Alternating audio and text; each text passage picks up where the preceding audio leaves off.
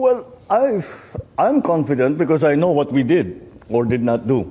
But if we investigate everybody, we follow the evidence, and wherever that leads is not something that we try to direct or influence. Sa isang panayam sa Malacanang, sinabi ni Pangulong Ferdinand Marcos Jr. na kampante siya sa isinasagawang investigasyon sa mga maanomalyang flood control project kahit pa umabot ito sa kanyang tanggapan.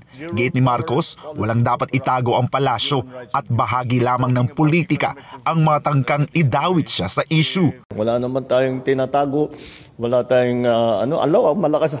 I know that there are several, the opposition would love to bring me into this, to include me in all of this. But that's politics. Ngunit ipinagtataka ni Vice President Sara Duterte ang labis na kumpiyansa ng Pangulo, lalo't hindi pa natatapos ang investigasyon. Aniya, nakapagtataka kung bakit tila alam na ng Pangulo ang magiging resulta ng investigasyon kahit hindi pa ito nagtatapos. Sa ganitong ongoing pa yung investigation kuno at inquiry kuno, sobrang magtataka ka bakit confident yung Pangulo na hindi aabot sa Office of the President yung iskandalo at yung korupsyon. So ibig sabihin, siguro alam na niya kung ano yung kalalabasan ng inquiry at ng investigasyon. Kasi wala namang iba sigurong explanation kung bakit napaka-confident mo sa mga mangyayari pa. Wala pa akong nahanap na tao na alam kung ano yung mangyayari bukas. Siya pa lang, si BBM pa lang. Dagdag pa ni VP Sara, hindi na politically motivated ang pagkakadawit kay Pangulong Marcos sa issue dahil tapos na ang kampanya at wala na siyang tinatakbuhang posisyon. Hindi na ito politically motivated. Bakit? Hindi naman siya makakatakbo na ulit Hindi na siya politiko. Presidente na siya, and that ends there. Hindi na siya hinahabol ng mga tao, ng taong bayan, dahil politiko siya. Hinahabol siya ng taong bayan dahil wala siyang ginagawa bilang Pangulo. Hinahanap sa kanya yung trabaho niya bilang Pangulo. Kasunod dito, bineweltahan din ni VP Sara ang pahayag ni Pangulong Marcos na ang pagdawit sa kanya sa mga isyu ng katiwalian ay bahagi ng umano'y planong patalsikin siya sa pwesto. Sino ba sa ating lahat ang nagsasabi at nagpaplano ng destabilisasyon? Walang nagsasabi na oust Marcos. Ang merong mga grupo na nagsasabi resign. Nagtataka ako sa administrasyon, bakit nila sinasabi na destabilisasyon ang pagpapahayag ng mga tao sa galit nila? Kasi hindi yun destabilisasyon. Yun ay freedom of speech and expression. So kahit man mag-rally ang mga tao araw-araw sa EDSA, hindi destabilisasyon yan.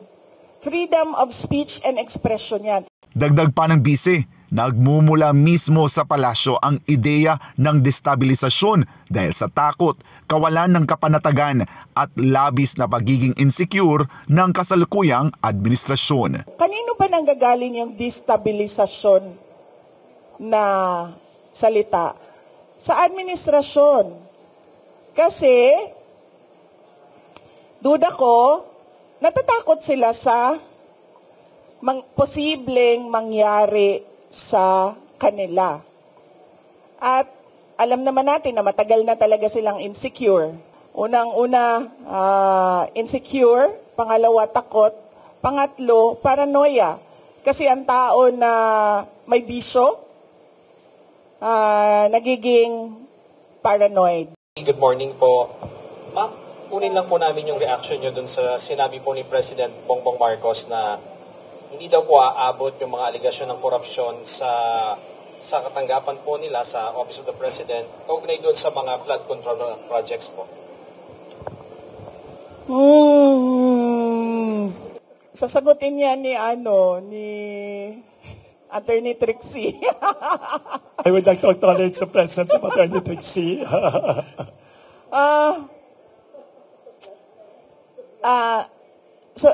Sa ganitong ongoing pa yung investigation kuno at inquiry kuno, sobrang magtataka ka bakit confident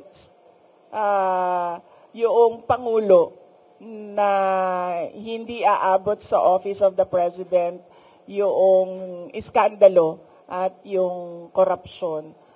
So ibig sabihin, siguro alam na niya kung ano yung kalalabasan ng inquiry at ng investigasyon.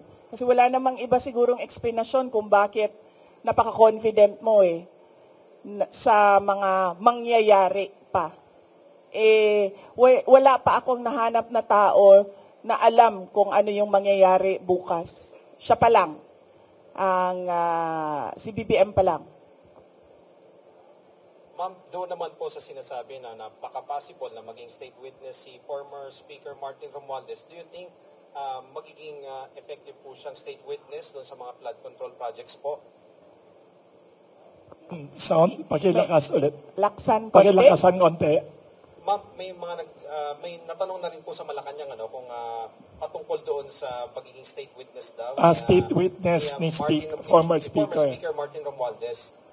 Do you think magiging effective siyang state witness doon po sa flood control project po? Okay. Hindi ako mag-comment dyan kasi hindi ko alam kung totoo ba talagang sinabi ng ICI yan at decision talaga ng body yan na siya ay maging state witness. Mamaya na lang tayo magkomento kapag nandyan na yung kaso at nakikita na natin na totoo talagang state witness siya. Pero sa batas, yung principal sa krimen ay hindi pwede maging state witness. Thank you. Manila Times. Ma'am, good morning Isa po. pa, yes. Good morning po, ma'am. Ma'am, ito po kapapasok lang po na balita. Tinuro, parang iniimbestiga, nag-order daw po si Ombudsman Remulla kay Secretary Dizon na parang investigate daw si Senator Bongo sa anumang possible link sa mga diskaya. So, ma'am, of course, Bongo is one of the allies of your father, the former president. Ano man sabi niyo dito sa parang saka do you think, ma'am, ituturo po ba ang mga kalaban sa politika sa ongoing na ICI investigation? Hindi ko alam kung ano yung malamang nakakaalam niyan si BBM kasi ngayon nga confident na siya na hindi siya kasali sa mga hindi aabot. Tama ba ang sinabi? Hindi aabot sa Office of the President ang corruption. So, siya lang makakasagot niyan kung ano ang mangyayari. Ano yung tanong mo? Yeah, of course, baka ituro lahat ng mga kalaban sa politika sa ongoing na investigation ng ICI. Do you think po mangyayari po ba na baka mapunta rin sa inyo yung sisi or mapunta rin sa inyo yung ituturo or whatever dun sa investigation? Aabot sa akin yung flood control project. Kasi kung hindi aabot sa kay BBM, baka kayo naman pong ituro, ma'am, ng mga sinasabing witness. Sigurado ako hindi aabot sa akin ang flood control scandal. Kasi unang-una, wala namang flood control projects sa OVP or sa Department of Education. At makakasabi naman talaga ang mga contractors and even si Secretary Bunuan, wala talaga akong at all project dyan sa DPWH. In fact, hindi nga nila masabi ngayon na may insertions ang Vice President kasi wala talaga. Hindi ako sumasali sa ganyan. Kung aabot ba sa akin, sa tingin ko aabot siya kasi kaalyado kami. Sa tingin ko ililink nila, sa tingin ko susubukan nila na paabutin sa akin dahil sa kaalyado ni dating Pangulong Rodrigo Duterte, si Senator Bongo. doon siguro nila gagawan ng kwento yun. Yung part na ako, si PRD, nasa gitna, at si Senator Bongo, nasa kabilang side. Last question na lang, ma'am. Ma'am, medyo light tayo, ma'am. Ma'am, if you're a bread or tinapay, anong bread Kung po tinapay daw kayo. Anong bread si BBM? Anong bread si Martin Romualdez? Anong bread si Saldico? Ito talaga, Taga Manila Times magaling.